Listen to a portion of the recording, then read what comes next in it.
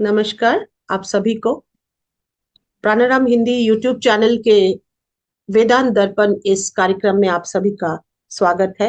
हार्दिक अभिनंदन। ये नाट्य शास्त्र और वेदांत के ऊपर में चर्चा चल रही थी। पिछले एपिसोड्स में भी आप लोग देख सकते हैं इसको।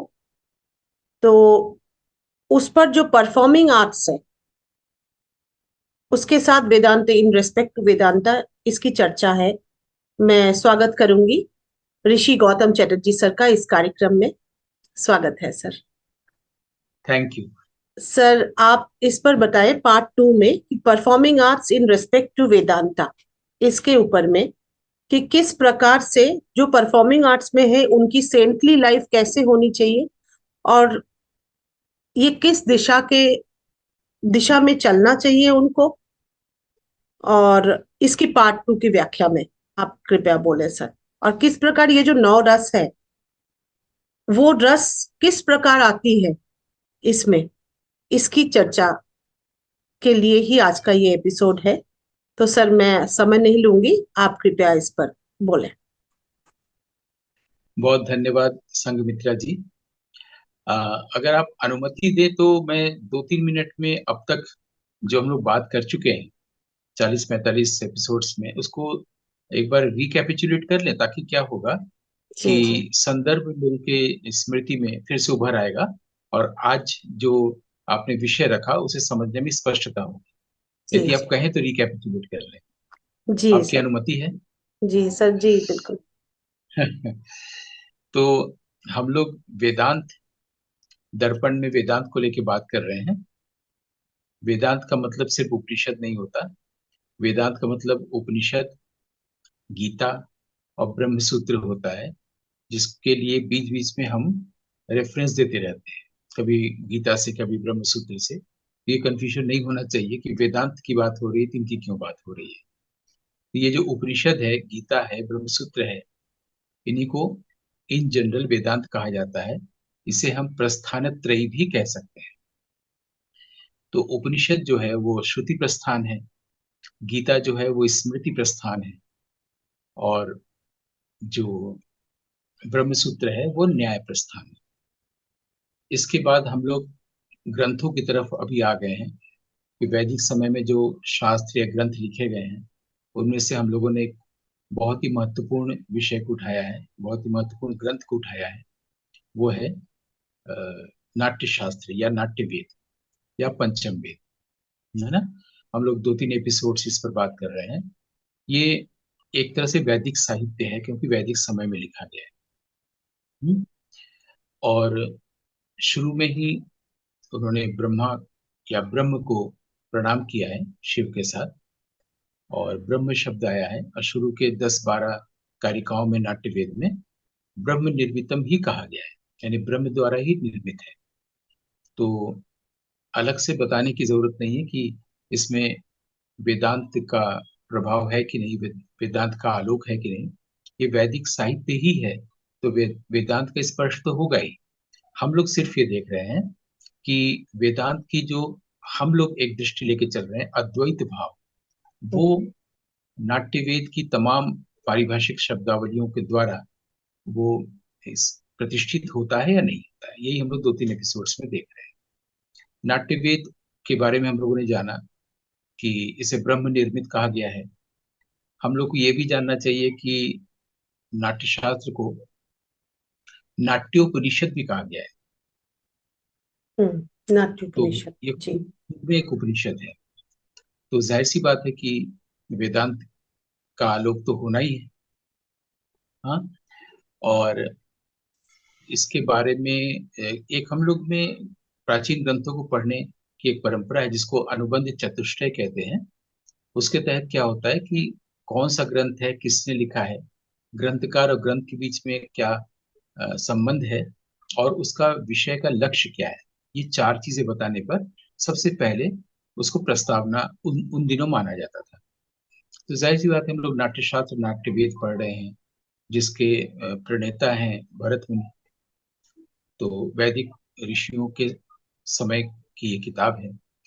ये काशी में ईसा पूर्व 5वीं शताब्दी में लिखा गया था। और इसका समय जो है इस तरह से भी हम लोग समझ सकते हैं कि जो बुद्ध का समय है, बुद्ध के बाद रचा गया है, क्योंकि उसमें श्रमण कैसे चले, उनकी चारी योजना क्या है, वो ये भी लिखा गया है, इसमें रखा गया है। तो बुद्ध का समय 6ठी शताब्दी ईसा पूर्व है। ये वो समय है जब बिंबिसार और उनका बेटा अजातशत्रु हम्म। ये लोग हुए हैं। बिल्कुल फिर सही। एक पीरियड आता है थोड़े से समय के बाद जिसमें चंद्रगुप्त, फिर उसके बाद बिंदुसार, उनका बेटा अशोक होता है। तो बिंबिसार के समय में यानी बुद्ध के समय के तुरंत बाद भरत मुनि ने इसकी रचना की थी। तो एक तो ये अनुबंध चतुष्टय के आधार पर हम लोगों ने देख लिया। इसका लक्ष्य विषय जो है वो है कि जो कला और सौंदर्य है, रस तत्व है, उसके जरिए हम लोग क्या अद्वैत भाव तक आ सकते हैं या नहीं। इसी अद्वैत भाव के लिए भरत मुनि ने रस शब्द की पहली बार दुनिया में प्रतिष्ठा की थी, जिससे हम लोग साधारणीकरण भी कहते हैं। ठीक है, ये बिल्कुल क्लियर है कि उन्होंने इस दृष्टि से किया था, तो ये लक्ष्य था। इसलिए इसे हम लोग लक्षण ग्रंथ भी कह सकते हैं, कहना चाहिए। तो यहाँ तक हम लोग पहुंच चुके थे। फिर हम लोग कुछ पारिभाषिक शब्दावलियों को समझा था, जैसे अनुकरण, अनुकीर्तन और चतुरश्र, है ना। चतुरश्र शब्द आया था कि संस्कृत में त्रयश्य, चतुरश्र और विकृष्ट, ये हमारे यहाँ त्रिभुजाकार, चतुर्भुज या वर्गाकार या आयताकार के सेंस में संस्कृत में बोला जाता है। तो हम लोग इसको वर्गाकार या चतुर्भुज चतुरश्र को कह सकते हैं। लेकिन हम लोग ये नहीं समझ पाते हैं कि ताल चतुरश्र कैसे होगा। तो हमने कहा था कि किसी भी वैदिक ग्रंथ को पढ़ने के लिए जो उपाय है वो है कि अगर हम व्याकरण का ग्रंथ पढ़ रहे हैं तो व्याकरण की दृष्टि से भी पढ़ेंगे और दर्शन की दृष्टि से भी पढ़ेंगे। नाट्यशास्त्र कला का ग्रंथ पढ़ रहे हैं तो कला की दृष्टि से भी पढ़ेंगे और दर्शन की दृष्टि से भी पढ़ेंगे, है ना।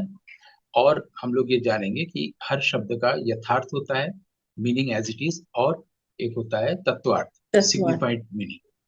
तो आज के जमाने में सिग्निफाइड और सिग्निफायर हुआ है, उस जमाने में वाच्य और वाचक होता था, हम्म। साहित्य दर्पण के अनुसार। तो जो भी शब्द है उसका जब हम लोग तत्वार्थ समझेंगे तो हम लोग इसको, नाट्यशास्त्र को अच्छी तरह से समझ पाएंगे कि ताल का चतुरस्र होना क्या है। फिर हम लोगों ने इस पर बात की थी कि हम लोग आज जिस भी इंस्ट्रूमेंट से समझने जाते हैं, वेद वेदांत पढ़ने जाते हैं, समझने जाते हैं, तो हम लोग पास जो इंस्ट्रूमेंट है वो है माइंड। माइंड का मतलब हुआ कंस्ट्रक्टेड लैंग्वेज, यानी शब्दों के सहारे वाक्य बनाना, और जो कुछ भी जानना वो अतीत के आधार पर जानना, है ना। ये कंस्ट्रक्टेड लैंग्वेज है। और जो वैदिक साहित्य लिखा गया है वो रिवील्ड लैंग्वेज में लिखा गया है, क्योंकि वहां पर ट्रुथ जो है वो कंस्ट्रक्ट नहीं किया गया, वो रिवील हुआ है ना, वैदिक ऋषियों के सामने। तो ऐसे में रिवील्ड लैंग्वेज का मतलब हुआ परा पश्यंती मध्यमा वैखरी। तो परा स्तर से, ट्रांसेंडेंटल स्टेट से हमारे चेतना में कोई चीज रिवील होता है अचानक से। इसको कहते हैं कि इंस्टैंटेनियस रिफ्लेक्शन ऑफ इंसाइट, है ना। मतलब तुरंत, सडन फ्लैश ऑफ कॉन्शियसनेस कह सकते हैं। और उसके बाद हमारे यहाँ जो कंस्ट्रक्टिव लैंग्वेज है वो हम लोग शब्द और चित्रों के माध्यम से वाक्य बनाते हैं जो अतीत पर आधारित होता है। तो कंस्ट्रक्टेड लैंग्वेज से हम लोग रिवील्ड ट्रूथ को नहीं समझ सकते। कंस्ट्रक्टेड लैंग्वेज से हम लोग रिवील्ड लैंग्वेज ऑफ भरत मुनि को नहीं समझ सकते हैं। इसलिए हम लोग को कंस्ट्रक्टेड लैंग्वेज को थोड़ी देर के लिए ड्रॉप करना होगा।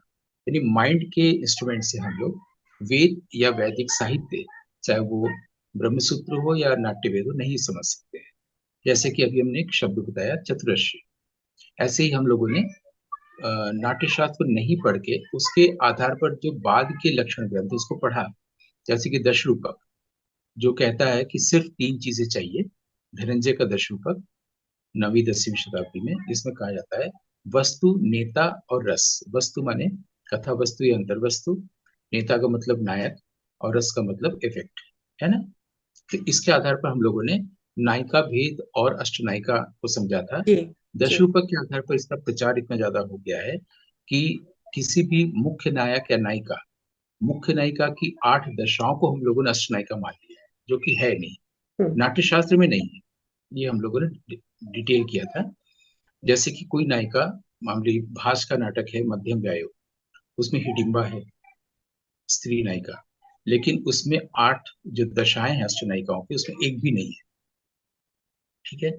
ऐसे ही हम लोग स्वप्न वासुदेवता देखते हैं, वासुदेवता के पास इन 8 नायिकाओं की दशाएं जो बताई गई हैं उसमें एक भी नहीं है। ठीक है। वही हम लोग जब अभिज्ञान शाकुंतलम देखने जाते हैं, तो शकुंतला में इन दशाओं में से कुछ दशाएं हैं।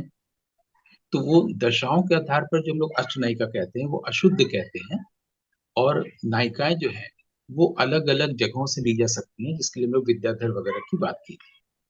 ठीक है। जी। तो हम लोगों ने दशाओं को जो नायिका मान लिया है वो दशरूपक पढ़ने के कारण है। वैसे ही जैसे हम लोग अभिनय दर्पण पढ़ते हैं, तो संयुक्त हस्त मुद्राएं और असंयुक्त हस्त मुद्राएं, ये सब जो बच्चों को पढ़ाया जाता है ये अभिनव दर्पण के आधार पर है। लेकिन इन्हीं चीजों को नाट्य शास्त्र में बिल्कुल अलग ढंग से बताया गया है। हम लोग नाट्य शास्त्र नहीं पढ़ते हैं, हम लोग बाद के ग्रंथों को पढ़ के हम लोग उसी आधार पर एकेडमिकली पढ़ते और पढ़ाते आ रहे हैं। जैसे डांस भी पढ़ाते हैं तो अधिकतम हम लोग ग्रंथ तक जाते हैं, अगर तो नृत्य निर्णय तक जाते हैं, उसके पीछे नहीं जाते हैं कि और भी कोई ग्रंथ है। तो अगर हम लोग मूल ग्रंथ को पढ़ ले नाट्य शास्त्र को, तो हम लोग कला से संबंधित सारी चीजों को ही, जब फाउंडेशन है उसको समझ जाएंगे, है ना। तो और हम लोगों ने इसके अलावा प्रतिभा की बात की थी, हमने एक बहुत ही व्यावहारिक जगत से उदाहरण दिया था, कैसे राहुल देव बर्मन ने रहना बीत जाए का जो मुखड़ा है वो तोड़ी पर आधारित किया, और अंतरा जो है खमाज पर आधारित किया, है ना। ये दोनों को मिला के करना बहुत मुश्किल चीज है। ये व्यावहारिक तल पर है, पारमार्थिक तल पर कुछ और है, इस पर हम लोग आगे बात कर सकते हैं। ठीक है। तो इसके अलावा हम लोगों ने एक और बात की थी, इस रिकैपिचुलेशन में एक और बात जोड़ दें, कि हम लोगों ने कहा था कि नाट्यशास्त्र का इंटरप्रिटेशन कई लोगों ने किया है और वो बहुत जरूरी होता है, लेकिन इंटरप्रिटेशन लोग अलग अलग तल पर करते हैं, कहाँ से कर रहे हैं ये जानने की बहुत जरूरत है शुरू में ही। जैसे हमने कहा था कि वात्स्यायन, कोहल, दत्तिल, मातृगुप्त और अभिनवगुप्त, इनके कमेंट्रीज हमको मिले हैं। हमारे यहाँ संस्कृत साहित्य में या काव्य शास्त्र में वार्तिक को भी कमेंट्री कहते हैं, वृत्ति को भी कहते हैं, भाष्य को भी, टीका को भी कहते हैं। ठीक है। तो गीता की जैसे क्या, जैसे भाष्य है शंकर का, वैसे ही अभिनवगुप्त की वृत्ति है। ये सब हम लोगों ने बात की थी, कमेंट्रीज ही है, सब इंटरप्रिटेशन है। लेकिन हम लोग को ये देखना चाहिए कि जैसे गीता का अगर भाष्य करना है, तो शंकराचार्य एक खास जगह से कर रहे हैं, खास दृष्टि से। इसको हम लोग अद्वैत दृष्टि कह सकते हैं। अगर रामानुज कर रहे हैं सेम गीता का, तो वो है विशिष्टाद्वैत, यानी अद्वैत तो होगा लेकिन वो विशिष्ट कुछ और भी चीजें जोड़ रहे जी। हैं। अगर मध्वाचार्य कर रहे हैं तो वो होगा सिर्फ द्वैत, है ना। निम्बार्क अगर कर रहे हैं तो वो द्वैताद्वैत करेंगे, यानी द्वैत भी अद्वैत भी। ठीक है।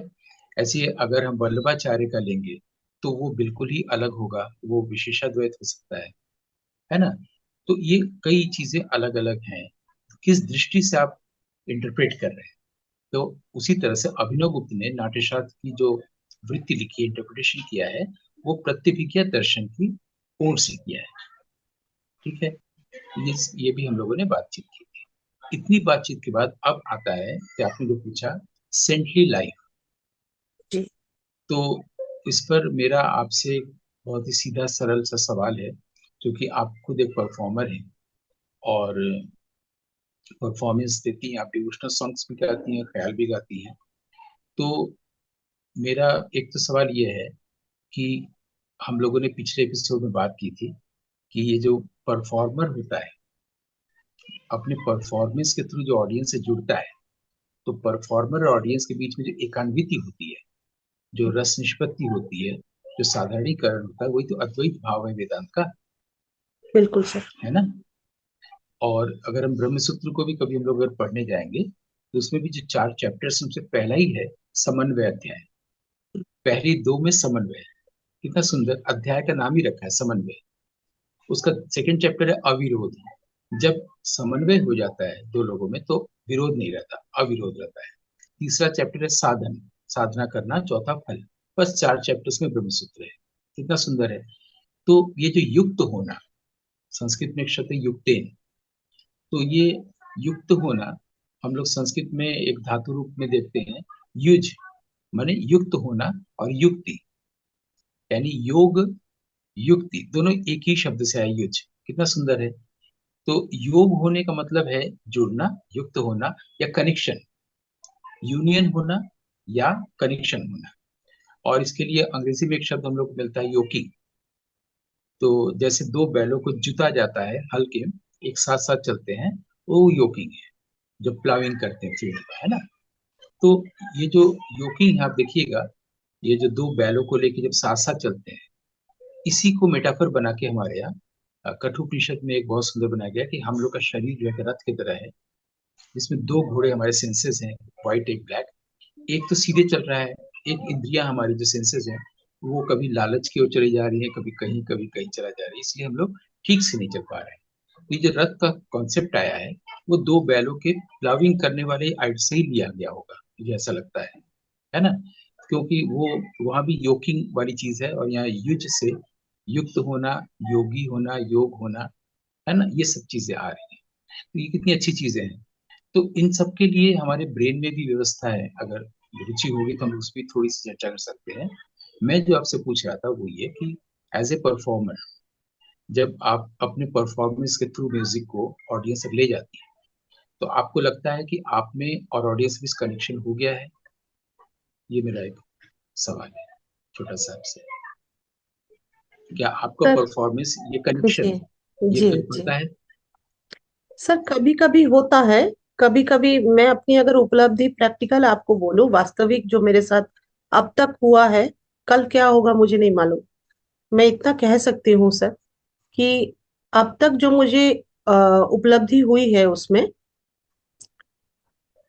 कभी कभी मैं महसूस करती हूँ, क्योंकि मैं अपनी बात बोल रही हूँ, क्योंकि आप मेरे से सवाल पूछ रहे हैं, मतलब मेरी प्रैक्टिकल एक्सपीरियंस पूछ रहे हैं।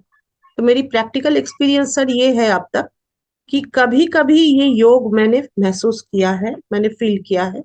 लेकिन अक्सर मेरा जो मन होता है, मेरा स्वर और उसके द्वारा जो मैं विजुअलाइज करती हूँ गाते समय, उस पे मैं इतना तन्मय हो जाती हूँ कि मुझे ध्यान नहीं रहता कि कौन क्या कर रहा है, या बाहरी, मतलब मैं देखती भी नहीं हूँ, लेकिन मैं महसूस करती हूँ कई बार गाते गाते कि वो कुछ आत्माएं बैठी होंगी, या कुछ जो भी बैठे हैं वो एक आत्मा हुए। ये मैंने यहाँ पर मैं महसूस आपको किया। यहाँ पर मैं आपको एक संकेत देता हूँ जी कि आप गा रही हैं, गाते गाते ऑडियंस आपसे जुड़ गए हैं। जी इसको देखने का सबसे आसान रास्ता क्या है, इसको हाँ जानने का, समझने का, जी जी कि जी। आप ऑडियंस में मत देखिए। अच्छा। अगर आप गा रही हैं, आपके हम्म, गाने में क्या क्या है, आपकी साधना है, आपके गुरु हैं, है ना, आपकी बिल्कुल तैयारी है, बिल्कुल ठीक है। बिल्कुल ऐसा बिल्कुल। तो नहीं है कि आपने उसी दिन के लिए गाया, जब आप गाने जा रही हैं उसी के 2-3 दिन प्रैक्टिस किया 2-3 नहीं दिन नहीं। पहले। हमारे यहाँ कलकत्ता में राधिका मोहन मित्र थे, राधु बाबू, वो कहा करते थे कि आप रेगुलर करते रहिए, कब कहाँ से प्रोग्राम आ जाए कोई नहीं जानता है। बिल्कुल। तब तो आप अचानक से नहीं जाएंगे, पूजा रोज करते रहना है। तो आप जो रेगुलर करती हैं, और आपका से गुरु है, आपके पास आवाज है, आपका सुर है, इन सबको लेके आप प्रेजेंटेशन दे रही है ना। हम्म जब आप किसी एक सुर में कहीं पर आके तल्लीन हो गई हैं, हम्म, और आपको अच्छा लग रहा है, यानी आप अपने आप से जुड़ गई हैं। बिल्कुल। वो जो आप अपने आप से जुड़ गई हैं जो उस मोमेंट में, वही मैं संकेत कर रहा हूँ। उसी वक्त, उन्हीं पलों में ऑडियंस भी आपसे जुड़ गए हैं। जिस पल आप अपने आप से नहीं जुड़ रहे हैं, ऑडियंस भी आपसे नहीं जुड़ रहा है। इसके लिए थिएटर में एक शब्द आया है, होमनक्यूलस। होमनक्यूलस का मतलब, जो परफॉर्मर होता है उसी का एक छोटा सा अदृश्य रूप ऑडियंस में बैठा होता है, और वो वहां से, यानी आप ही वहां से अपने आप को देख रही हैं, यानी आपके भीतर दो हो गया है। और जब आप तल्लीन हो गई हैं, तन्मय हो गई हैं, तो आपके भीतर जो दो हो गया था, वो दो नहीं रह गया, एक हो गया है। तभी आपको अच्छा लग रहा है। इसका मतलब आप और ऑडियंस एक हो गए। सर इसमें मेरी एक बात है, मैं पूछूंगी सर आपसे एक सवाल। सवाल मतलब इसके साथ साथ, हर जगह हर ऑडियंस एक जैसे भी नहीं होते, क्योंकि इंसान ऑडियंस सभी छोड़ में। दीजिए, हाँ इंसान। ऑडियंस छोड़ दीजिए, आप जो परफॉर्मर हैं और आप जो ऑडियंस है, हम सिर्फ इसकी बात कर रहे हैं। अच्छा। हाँ उस समय तो होता है सर, हाँ। क्योंकि हम्म आपका ही हम्म एक अंश ऑडियंस बन के ऑडियंस हम्म, के बीच में बैठ जाता है उस वक्त जब बिल्कुल परफॉर्मेंस होता रहता है। बिल्कुल उसी को बिल्कुल। ह्यूमन क्यूबस कहा गया है। जी। उसी को हमारे नाट्यशास्त्र में एक शब्द दिया गया जो अभी हम बताएंगे। तो आप जब आपसे जुड़ जा रहे हैं, आप एज ए परफॉर्मर, आप एज एन ऑडियंस, प्रेक्षक और नेता या हम्म। अभिनेता या हम्म। कलाकार जब एक हो जा रहे हैं, तभी आप तल्लीन हो रही है। दैट इज अद्वैत भाव। ओके। तभी आपको अच्छा लग रहा है। जब आपको अच्छा लगता है तो किसी से पूछने की जरूरत नहीं होती है, ये नहीं। बताओ मेरा प्रोग्राम कैसा हुआ। जब आपको अच्छा नहीं लगा होता है तभी आप बिल्कुल किसी सर, से पूछते हैं बताओ ये मेरा तो है, प्रोग्राम कैसा ये तो है। हुआ, है ना। तो बिल्कुल, जब आप ये तो किसी है। से पूछते हैं तो वो अन्य होता है। जब आप बिल्कुल। नहीं पूछते तो वो सब आप होती है, जितने भी ऑडियंस है। हम्म। सही तो बात है एक सर, छोटा ये सवाल तो। मैंने ये पूछा। जी। दूसरा और अंतिम सवाल मैं आपसे ये पूछना चाहता हूँ, आपके प्रश्न के संदर्भ में। जो आपने ये एपिसोड शुरू हुआ तो आपने जो सवाल पूछा था उसके संदर्भ में मैं आपसे एक दूसरा और अंतिम छोटा सवाल सिंपल सेंटेंस में पूछना चाहता हूँ। वो ये कि आपको नहीं लगता है कि किसी भी परफॉर्मर को, चाहे वो एक्टर हो, चाहे वो फिल्म मेकर हो, चाहे कवि हो या गायक, स्पेशली अगर वो डिवोशनल सॉन्ग गाता हो, क्या आपको नहीं लगता कि उसके अंदर एक विनीत भाव होना चाहिए? बिल्कुल होना चाहिए सर। है ना।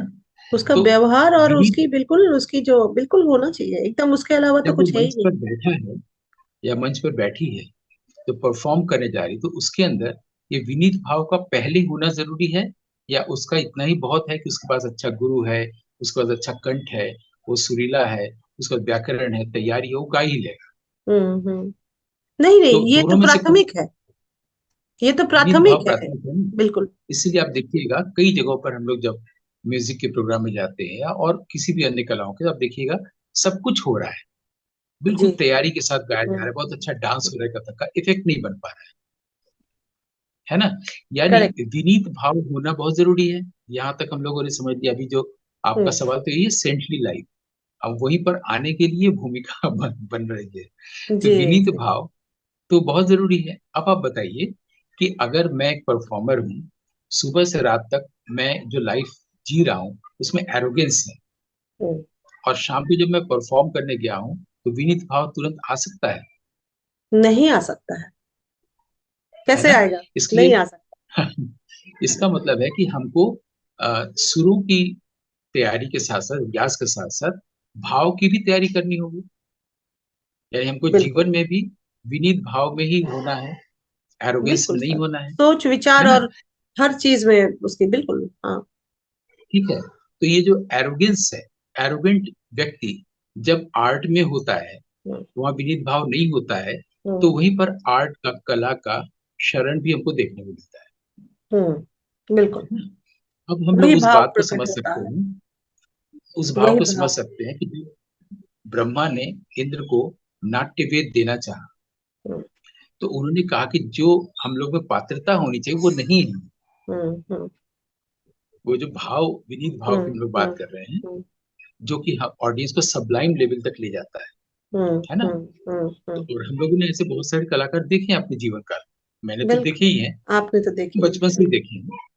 ये जो विनीत भाव वाली बात, तो उन्होंने कहा कि मुनि, ऋषि मुनियों को दीजिए, तो भरत मुनि को दिया गया। अब भरत मुनि ने फर्स्ट चैप्टर में इस बात को लिखा है। वो क्या क्या चीजें, इसको भी हम लोग पहले बता चुके हैं। जैसे उत्तम व्रत हो, हम्म। श्रुति, स्थिति, स्मृति, धृति हो, हम्म। ये सब हम्म। चीजें उसमें दी गई है। इसको हम्म। हम लोग डिटेल में बात कर चुके हैं। अब इस पर हम लोगों ने, या मैंने एक बार किसी एपिसोड में ये भी कहा था कि अगर आपको किसी व्यक्ति का कैरेक्टर जानना हो, हम्म। हम लोग किसी इंसान को जानना चाहते हैं ना, और कभी नहीं जान पाते। हम्म। कभी कुछ कंक्लूड करते हैं, कभी कुछ कंक्लूड करते हैं। भरत मुनि नाट्यशास्त्र में कितने अच्छा रास्ता दिखा दिया है कि ये जो अगर किसी व्यक्ति के कैरेक्टर को जानना हो, तो अगर उसके पास ये जो सडन फ्लैश ऑफ कॉन्शियसनेस है, अगर कोई मौलिक बात वो कह रहा है, हम्म। अगर वो किसी गूढ़ विषय को अच्छे से समझा ले रहा है, तो वो नहीं। हम्म। वो तो उसके पास ये स्किल है कि किसी कठिन विषय को आपको अच्छे से समझा लेता है और आप जी मुक्त हो जी जाते जी। हैं। लेकिन उसके बाद अगर कोई मौलिक बात का उन्मेष होता है, हम्म। सडन फ्लैश होता है ना, इसका मतलब है उसका कैरेक्टर जरूर अच्छा होगा। कैसे अच्छा होगा?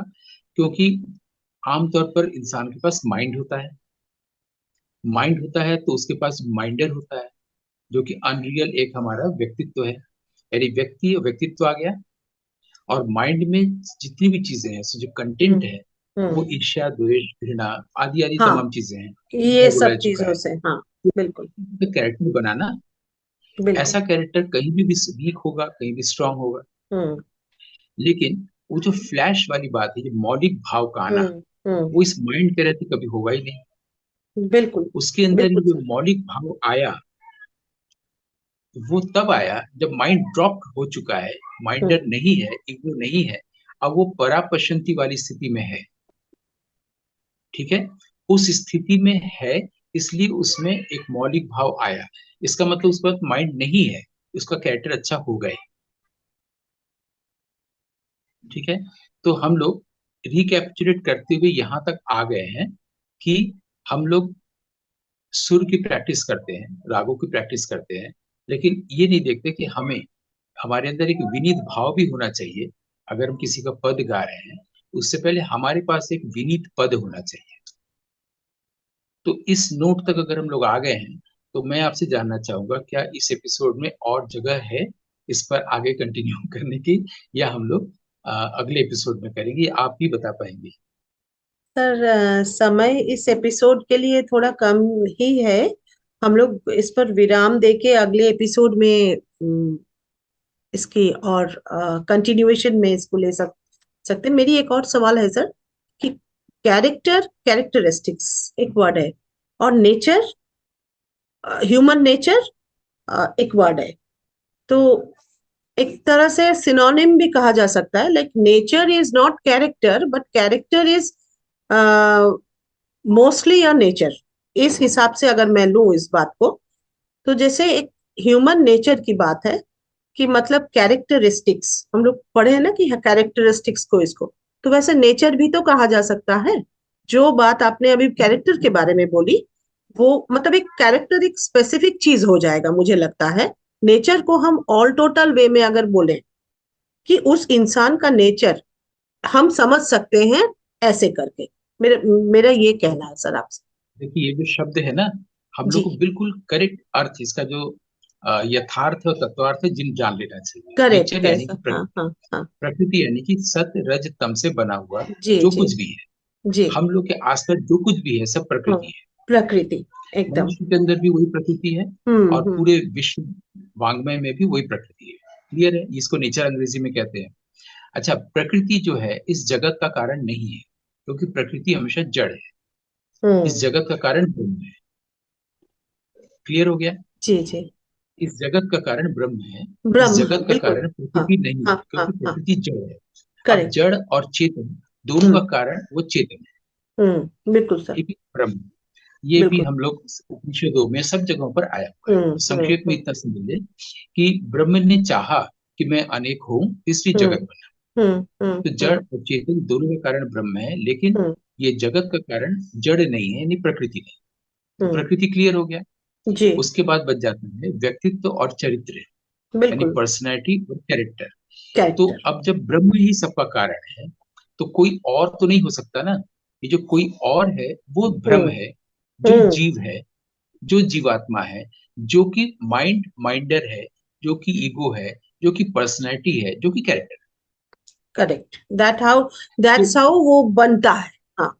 बनते हैं, जो कि हम्म। है ही नहीं, एग्जिस्ट ही नहीं करता। इसलिए मैंने बिल्कुल कहा बिल्कुल। था कि जो ईश्वर से बात फॉल्स कर है। रहा है वो कौन है? वो जी तो है जी। ही नहीं है ना, जो बिल्कुल ब्रह्म से बिल्कुल। बात कर रहा है वो एग्जिस्ट ही नहीं करता है। इससे बिल्कुल। बेटर है कि हम्म वो अपने आप को ड्रॉप करे, ईगो को ड्रॉप करे, ब्रह्म को ही करने दे। हम्म। ये बिल्कुल जो सर, ड्रॉप बिल्कुल। करेगा, जब ईगो को ड्रॉप करती विनीत भाव आता है। हम बिल्कुल। लोग चाहें तो इस पर बात कर सकते हैं अगले एपिसोड में, कि ये जो आदमी के भीतर एक स्पेशलाइजेशन की बात आती है, उसकी हम्म। भूमिका ब्रेन में कैसे बनी हुई है, ये हम लोग बहुत हाँ, अच्छे से इस देख पर सकते हैं, बहुत ताकि हम चाहते हैं सर, हाँ। आदमी अपने ब्रेन को ठीक ठाक कर सकता है, अपने कैरेक्टर को ठीक करने के लिए। लेकिन जी। अगर किसी में मौलिक बात आती है, इसका हाँ। मतलब है उसका कैरेक्टर बहुत अच्छा होगा। जी जी ये जी। आदमी ये विश्वास है, क्योंकि उसमें माइंड नहीं रहा है, उसके पास रिवील्ड लैंग्वेज है जिसमें चीजें रिवील होती है। बिल्कुल जी। सर। सर, इसी बिंदु पे अ, यहाँ इस पर विराम देते हैं। बहुत बहुत आभार सर आपका, और बहुत धन्यवाद। मिलते हैं अगले एपिसोड में आप लोगों से। नमस्कार। जरूर।